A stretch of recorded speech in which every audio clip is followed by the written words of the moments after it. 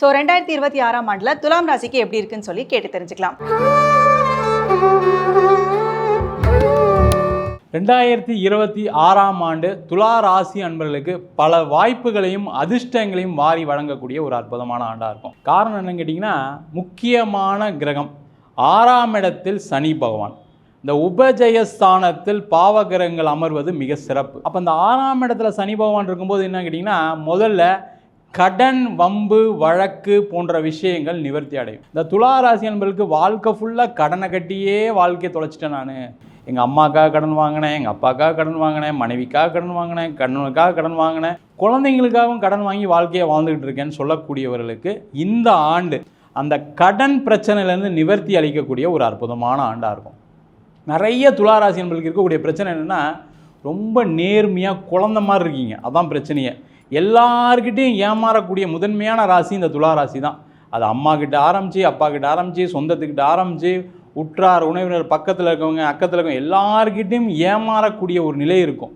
ஆனாலும் அந்த நேர்மை, அந்த குழந்தை போல மனம், அதுதான் உங்களை இது வரைக்கும் கஷ்டப்படாமல் காப்பாற்றிட்டு இருக்கு. எவ்வளோ பிரச்சனை தாண்டி வந்துட்டீங்க, எவ்வளோ பிரச்சனை சந்திச்சிருப்பீங்க, எவ்வளோ உடல்நிலை பாதிப்பு, பொருளாதார பிரச்சனை எல்லாத்தையும் தாண்டி வரக்கூடிய ஒரு முக்கியமான ஆண்டாக இந்த 2026ஆம் ஆண்டு இருக்கும். ஏன் அப்படின்னா, குருவுடைய பார்வை 2026ஆம் ஆண்டில் ஆரம்பிக்கக்கூடிய காலகட்டத்தில் இருக்குது. அது ஒரு சிறப்பு. ஏன்னா அந்த குரு பார்வைப்படும்போது என்ன கேட்டிங்கன்னா, முதல்ல தவறான விஷயங்கள் என்ன, நம்ம எங்கே தப்பு பண்ணிகிட்டு இருக்கோம், அது முதல்ல தெரிய வரும். இது என்ன, இது எந்த லெவலில் டெவலப்மெண்ட் கொடுக்கும் அப்படின்னா, தொழில் செய்யக்கூடியவங்களுக்கு இது ஒரு பெரிய டெவலப்மெண்ட் கொடுக்கும். காரணம் என்ன, இந்த துளாராசிக்காரங்க யாராவது வேலை செய்கிறவங்க நம்பி ஏமாந்துருவாங்க, இல்லை எங்கேயாவது பொருளை சப்ளை பண்ணிவிட்டு ஏமாந்துருவாங்க. பணம் வரவு போக்குவரத்தில் நிறைய பிரச்சனைகளை சந்திக்கக்கூடிய ஒரு நிலை எப்போவுமே இருக்கும். நம்ம எங்கே தப்பு பண்ணுறோம், எந்த இடத்துல பிரச்சனைகள் வருது அப்படின்னு சொல்லி பார்த்து அந்த பிரச்சனைகளை நிவர்த்தி செஞ்சிட்டீங்க அப்படின்னாவே அந்த பிரச்சனைகள் உங்களுக்கு வளர்ச்சியை கண்டிப்பாக கொடுக்க தான் போகுது. அந்த எந்த டவுட்டும் கிடையாது. அந்த மாதிரி என்னென்ன விஷயங்கள்லாம் நீங்கள் ஜாக்கிரதையாக இருக்கலான்னு பார்த்து வாழ்க்கையில் வளர்ச்சி பெறக்கூடிய ஒரு அற்புதமான ஆண்டாக இருக்கும். தொழிலில் புதிய வாய்ப்புகள் வரும், மென்மேலும் வளர்கிறதுக்கான ஒரு வாய்ப்புகள் உண்டு. இந்த 10ஆம் இடத்துல குரு வரார் ஜூன் மாதத்தில். அந்த நேரத்தில் கொஞ்சம் கவனமாக இருக்கணும். காரணம் என்ன, இந்த குரு பகவான் துளாராசிக்கு 3ஆம் அதிபதி, 6ஆம் அதிபதி. இந்த 6ஆம் அதிபதி 10ல் இருக்கும்போது என்னன்னா, கொஞ்சம் கடன் வாங்கி தொழில் பண்ணுற மாதிரி இருக்கும். கடன் வாங்கி தான் சார் பால்கே ஓட்டிகிட்டு இருக்கேன். நான் 20 வருஷமாக நான் கடன் வாங்கிட்டு தான் இருக்கேன். கடன் வாங்குங்க, தப்பு கிடையாது. கடன் வாங்கி தான் ஆக வேண்டிய சூழ்நிலை வரும். ஆனால் அதிக வட்டிக்கு வாங்காமல் பார்த்துக்கிறது நல்லது. அதை மட்டும் பண்ணிட்டீங்கன்னா தொழிலை மென்மேலும் வளர்ச்சியை கொடுக்கும். அதில் எந்த டவுட்டும் கிடையாது. அரசியலில் இருக்கக்கூடியவர்களுக்கு பெரிய வாய்ப்புகளை கொடுக்கும். காரணம் 10ஆம் இடத்துல குரு வரும்போது பார்த்திங்கன்னா, அரசியலில் எல்லா எதிரிகளையும் வெற்றி பெறக்கூடிய ஒரு அற்புதமான அமைப்பை இந்த குரு பகவான் கொடுக்க போகிறாரு. அதே மாதிரி 6ஆம் இடத்துல இருக்கக்கூடிய சனி பகவான் கொடுக்க போகிறார். அதே போல் திருமணம் சம்பந்தமான விஷயங்களில் நிறைய துளாராசி என்பதுக்கு எப்போவுமே பிரச்சனை இருக்கும். கணவரால் பிரச்சனை, மனைவியால் பிரச்சனை. காரணம் என்னென்னா, இவங்க ரொம்ப நேர்மையாக நியாயமாக இருப்பாங்க. வரக்கூடிய கணவரும் அப்படி இருப்பாரா, வரக்கூடிய மனைவியும் அப்படி இருப்பாங்கன்னா இருக்க முடியாது. அப்படி இருக்கும்போது என்னென்னா, ஏதாவது ஒரு பிரச்சனைகள் வரும். அதனால் கஷ்டப்படக்கூடிய ஒரு துளாராசி என்பர்கள் அந்த பிரச்சனைகள் நிவர்த்தியாகும், திருமண வாய்ப்புகள் ஏற்படும்.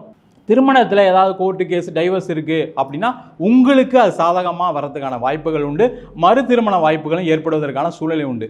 இந்த 5ஆம் இடத்துல இருக்கக்கூடிய குரு நிறைய துலா ராசியில் இருக்கக்கூடிய பெண்களுக்கு கர்ப்பப்பை சார்ந்த பிரச்சனைகள் எப்போவுமே இருக்கும். அதனால் குழந்தை தங்கலை, அதனால் நான் ட்ரீட்மெண்ட்டுக்கு போனேன், நடக்கலைன்னு சொல்லி வருத்தப்படக்கூடியவர்கள் இந்த துலா ராசி.